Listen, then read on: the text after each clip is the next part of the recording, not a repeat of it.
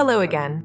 Today, we'll explore the quiet art of sweeping, one of the most grounding and purposeful practical life activities in the Montessori classroom.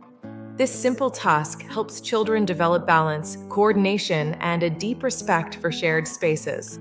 Begin by preparing a child-sized broom, dustpan, brush, and a small waste basket.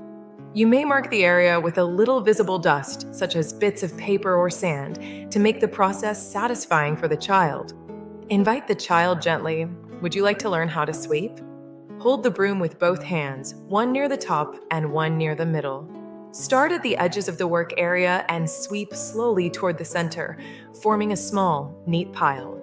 Kneel down with the child, hold the dustpan steady, and use the brush to sweep the pile inside. Empty the dustpan into the waste basket, then return all materials carefully to their places. Children enjoy the soft sound of the bristles and the clear transformation from messy to clean. The control of error is simple. Anything left behind invites another gentle attempt. Avoid rushing, taking over, or correcting verbally. Allow the child's rhythm to lead.